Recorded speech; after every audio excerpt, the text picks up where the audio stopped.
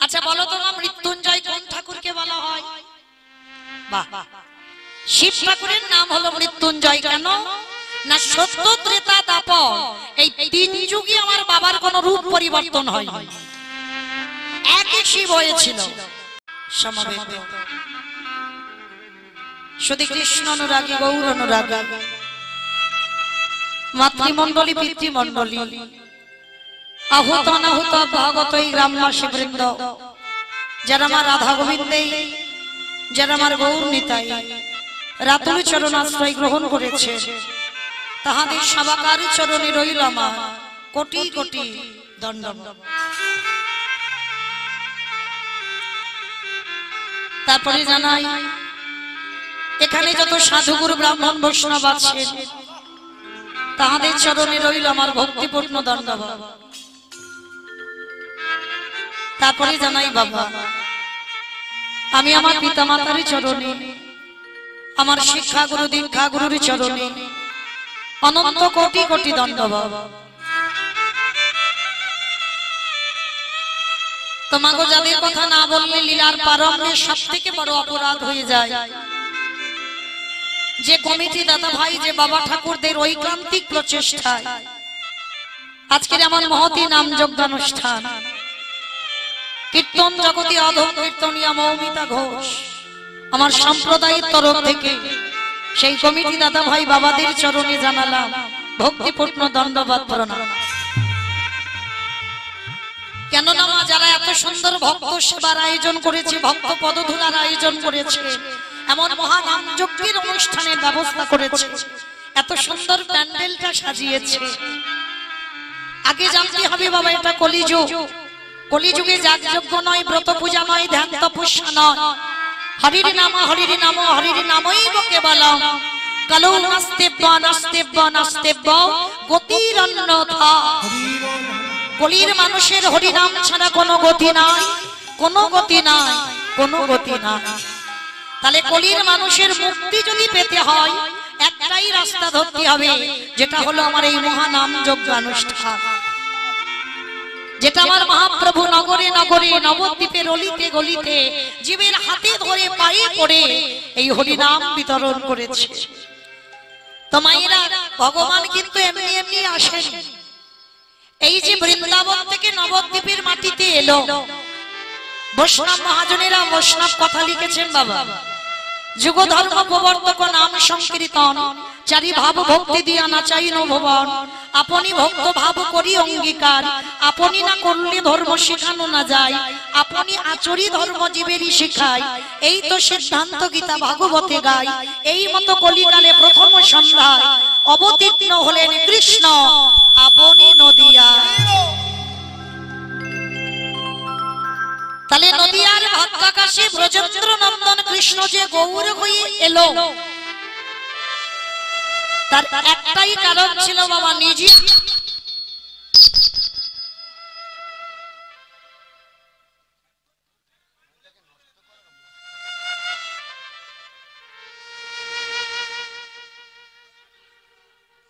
আস্তে বাবা আস্তে।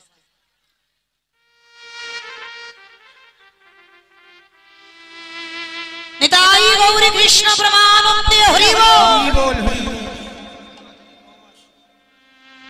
এই জগতে সংসারে বাবা ভগবান এসেছিল নিজের কর্মের জন্য। কেন? আমি নিজে আচরণ করব, জগৎবাসীকে শিক্ষা দিতে হবে। ভগবান যদি কৃষ্ণ বলে না কাঁদে বাবা, জগতের জীব তো কাঁদবে না। ভগবান যদি আজকে নবদ্বীপের মাটিতে ধুলাই গড়াগড়ি না যায়, আগত কলির জীব এরা ধুলা মাখবে না। ভগবান হয়ে যদি পিতামাতাকে শ্রদ্ধা ভক্তি না করে, আগত কলির জীব এরা তো করবে না। তাহলে ভগবানের নিজে নবদ্বীপের মাটিতে আচরণ করে এই জগৎবাসীকে শিক্ষা দিলে হবে বাবা, হবে। এত অধৈর্য হলে হয় না, এটা তো মেশিন, হতেই পারে। চরণ ধরে নিবেদন, হইচই করলে কিছু হবে না, মেশিন হতে পারে।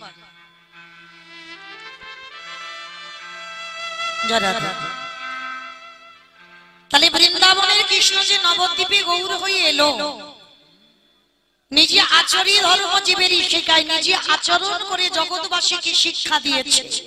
ওরে কলির জ্ঞানন্ধজি, আমি ভগবান হই, আমি যেমন ধুলাই গড়াগড়ি যাই, তোরা কলির জ্ঞানন্ধজি, তোরাও ধুলা মা। আমি ভগবান হই, আমি যেমন সাধুগুরু বৈষ্ণবকে শ্রদ্ধা ভক্তি করি, তোরাও আগত কলির জীব, তোরাও কর। আমি ভগবান হয়ে নিজে কিন্তু কৃষ্ণ বাবা, কৃষ্ণ তো কলিতে গৌর হলো, সত্যতে নারায়ণ, ত্রেতাতে রামচন্দ্র, দাপরে কৃষ্ণ, আর কলিতে হলেন গৌরাঙ্গ। তাহলে নিজে কৃষ্ণ হয়ে নিজে মাগো আবার কৃষ্ণ বলে কাঁদছে। কখনো রাধা ভাব, কখনো বা কৃষ্ণ ভাব। রাধা কৃষ্ণ একাত্মা দুই দেহ ধরি, অনন্য বিলাসের রস আস্বাদন করি, এই দুই ভাবে চৈতন্য গোসাই ভাব রস আস্বাদিতে দোহে একোঠায়।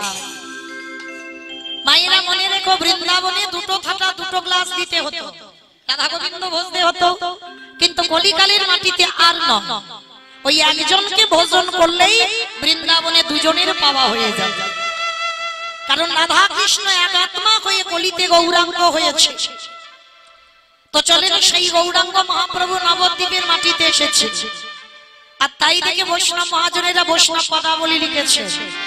আমাইরা আগে একটা কথা বলে নি, কীর্তনের প্রারম্ভে বাবা আগে আমার দুটো ছেলেকে ডাকতে হয়, এক হলো আমার নিতাই চাঁদ আর এক হলো আমার গৌর চাঁদ। শুধু আমি নয়, আমি তো কীর্তন জগতে সব থেকে কনিষ্ঠ, মানে সব থেকে ছোট। যত বড় বড় কীর্তনিয়া আসুক না কেন মা, আগে আমার দুটো ছেলেকে ডাকতেই হবে। কেন? সংকীর্তন পিতা শ্রীকৃষ্ণ চৈতন্য, সংকীর্তন যজ্ঞে তারে যেই ভজে সেই বড় ধন্য। তাহলে যাতে এই গ্রামের মঙ্গল হয়, দূর দূরান্ত থেকে ভক্তবৃন্দ যারা পদধূলা দিয়েছেন তাদেরও যাতে মঙ্গল হয়, আমরা অধম কীর্তনিয়ারা যারা আসছি আমাদেরও যাতে মঙ্গল হয়, সবার মঙ্গলার্থে আমরা একটুখানি হলেও বাবা যেতে হবে আমাদের নবদ্বীপ। কারণ এটা কলিযুগ, আর কলিযুগের ভগবানকে বাদ দিয়ে বাবা যদি আমার বৃন্দাবনের কৃষ্ণকে আগে ডাকি, তাহলে আমার কলিযুগটাকে বড় অপমান করা হবে, তাই না? তো চলেন একবার নবদ্বীপে গিয়ে আমার মহাপ্রভুর ভাবটা একবার দর্শন করি। বৈষ্ণব মহাজনেরা কি লিখছেন, আমার মহাপ্রভুকে দর্শন করি। অগনদিয়া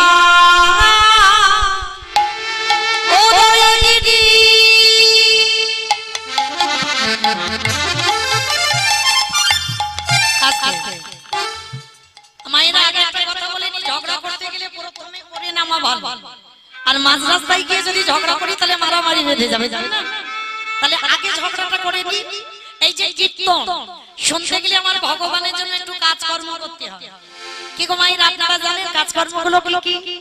শঙ্খধ্বনি, উলুধ্বনি, আর যাদের যাদের হাত আছে, যাদের নাই বলবো না, যাদের আছে একেবারে প্রেম আত্মনিবেদন। কারণ নববিধা ভক্তিতে বাবা যতক্ষণ না আত্মনিবেদন হয় ততক্ষণ গৌর গোবিন্দ কৃপা সম্ভব নয়। কি মায়েরা, তাহলে একটু উলুধ্বনি হবে তো? কই দেখি একটু প্রেম সে উলুধ্বনি দেন দেখি আগে। আজ নদীগা উদয়গিরি আমার গোনারে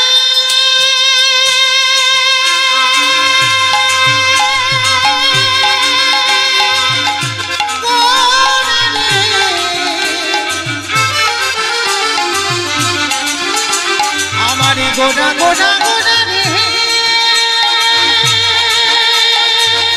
গোনা রে নিদাই গৌরী প্রেমানন্দে হরিব আমার গোনা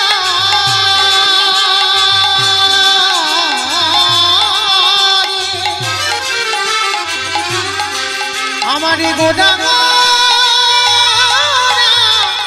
গোনা রে আজ নদিয়া উদয়গিরি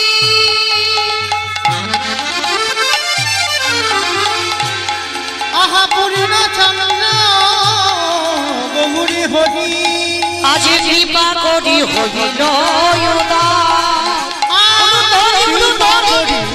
হইল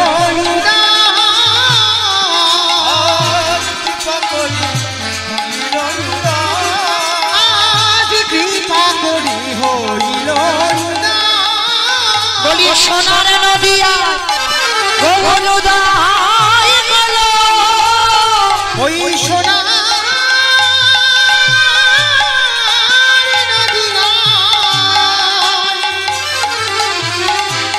গৌরী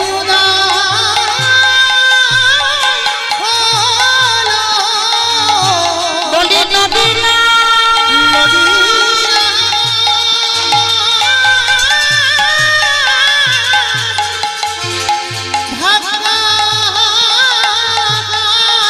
বলি সোনার নদিয়ায় উদয় হলো বলি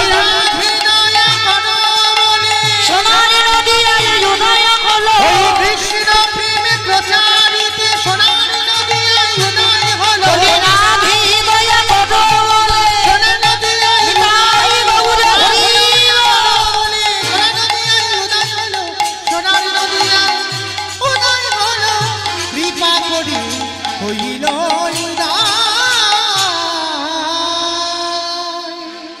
নদিয়ার ভাগ্যাকাশে ব্রজেন্দ্র নন্দন কৃষ্ণ আজকে গৌর হয়ে এসেছে। তবে মায়েরা, এই যে পৃথিবীতে লাখ লাখ ভক্ত ছিল, কোটি কোটি ভক্ত ছিল, কারোর ডাকে কিন্তু আমার কৃষ্ণ নবদ্বীপে নামেনি। নেমেছিল কার ডাকে? না, শান্তিপুরীর মাটিতে বাবা বুড়ো অদ্বৈত আচার্য গোসাই। ও মায়েরা, অদ্বৈত আচার্য চেনেন তো? আপনাদের গ্রামে কেউ নয়? আমার মায়েদের একটু বাবা বুঝিয়ে বলতে হয়। কেন? আমার বাবা ঠাকুর দাদা ভাইরা যদিও শাস্ত্র পড়ে, যদিও গ্রন্থ পড়ে, আমার মায়েরা তো সময় পায় না।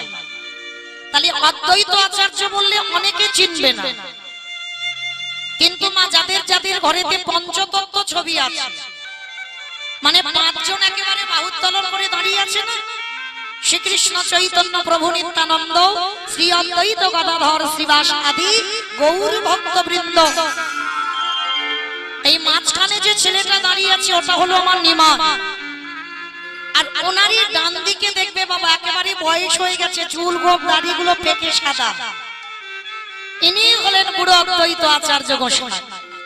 আর এনারই ডাকে বৃন্দাবনের কৃষ্ণ নবদ্বীপে গৌর হয়ে এসেছে।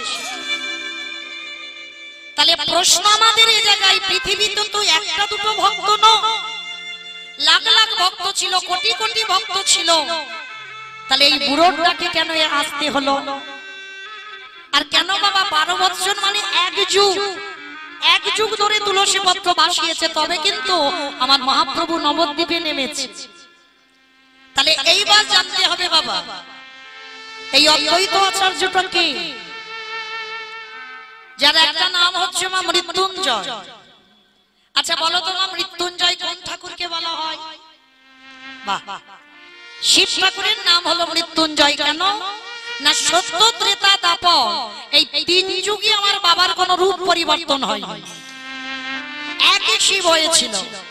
আর এই কলিকালের মাটিতে নাভা দেবীর গর্ভে জন্ম নিয়েছিল, নাম হয়েছিল ছোটবেলার নাম কমলাক্ষ, আর বড় হতে নাম হলো অদ্বৈত আচার্য। আর ত্রেতা যুগে রঘুপতি রামচন্দ্রের দেওয়া নাম হলো সীতানাথ, আর আমার মহাপ্রভুর দেওয়া নাম হলো আদরের ভালোবাসার নাম নারা নারা বলে ডাকতো। তাহলে একটা মানুষের মাগো এতগুলো নাম ছিল, আর যিনি 3টে যুগে শিব ঠাকুর, তিনি কিন্তু কলিযুগে হলো অদ্বৈত আচার্য। তাহলে বাবা এইবার আমাদের জানতে হবে, 3 যুগে শিব হয়ে এলো, কলিকালে কেন হলো না? অনেক অনেক ভক্তরা বলে ফেলে বাবা কলিযুগ তো, দেখবেন বাবা এই কথাইতে কিন্তু উত্তর বেরিয়ে যায়, একটা টান দিয়ে কথা বলছে না, কলিযুগ তো মানে কলিযুগ ভালো না। কি গো মায়েরা, আপনারা কি বলেন, কলিযুগ ভালো না? না, সত্যযুগকে ভগবান ধন্য যুগ বলেনি, ত্রেতা যুগকে ধন্য যুগ বলেনি, দাপরকে ধন্য বলেনি, কিন্তু এই কলিযুগটাকে বারে বারে বললেন ধন্য কলিযুগ। আর বাবা কেন বলবে না, একটু ভাবতে হবে তো। সত্যযুগে অস্ত্র ধারণ করে হিরণ্যাক্ষ হিরণ্যকশিপুরকে মেরেছে, ত্রেতাতে রাম অবতারী রাবণ কুম্ভকর্ণকে মেরেছে, দাপরে কৃষ্ণ অবতারী কংস, শিশুপাল, দন্তবক্র, কালিয়না, পুতনা, অকাসুর, বকাসুর, আরো কত কি আছে বাবা, আমার থেকে আপনারা বেশি জানেন। তাহলে প্রতিটা যুগে যুগে ভগবান মারামারি করছে। ওই কলিকালের মাটিতে কোন গ্রন্থে দেখাতে পারবেন ভগবান মেরেছে কাউকে? না, শুধু কলিকালে বাবা দেখবেন লেখা থাকবে উদ্ধার করেছে, তাই না? জগাই মাথায় মাতাল, নেশাগ্রস্ত, বোতলে করে খায় না, 24 ঘন্টায় 80 ভাঁড়, এই 80 ভাঁড় করে যে মদ খেত তাকে উদ্ধার করেছে। তাহলে কলিকালে মারামারি নয়, কলিকালে শুধু এবি অস্ত্র না ধরিব, প্রাণেকারী না মারিব, প্রেম দিয়ে চিত্ত শুদ্ধি করিল সংহার।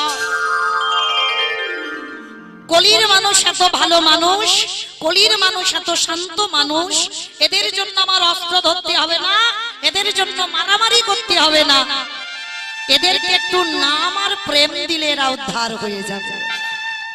তাহলে বাবা বুঝলাম কি কলি ভালো। তাহলে কলি যদি ভালো হলো, তাহলে কেন বাবা ভোলানাথ এলো না? কি গো মায়েরা, কয়েকদিন আগে তো বাবার মাথায় বেশ করে জল ঢেলেছে, জানো? কিন্তু মনে রেখো, কান খুলে শুনে রাখো, বাবা কলি যুগে নয়। এই এত আমরা সারা রাত দিনে জেগে ঘটা করে বাবার মাথায় যে জল ঢাললাম, বাবা তো কলি যুগে আসেনি, অদ্বৈত আচার্য রূপে এসেছে। তাহলে আজকের আমরা এই জায়গাতে দাঁড়িয়ে জানবো কেন এলো না, কারণটা কি, তথ্যটা কি। এটা জানতে গেলে বাবা আমাদের একটুখানি যেতে হবে মহাভারত। এই মহাভারতের পাতায় গেলে আমরা জানতে পারবো কেন ভোলানাথ আজকের কলিকালে আসে। আপনারা জানেন বাবা, কুরুক্ষেত্রের মাঠে যুদ্ধে একটা একটা করে আত্মীয় স্বজনদের হত্যা করেছিল পঞ্চ পাণ্ডব। পিতামহ ভীষ্মকে সরসজ্জায় দিল, দ্রোণাচার্যকে হত্যা করলো, আরো রথী মহারথীটা ছিল বাবা, একে একে সবাই পথ হলো। আচ্ছা বলেন তো বাবা,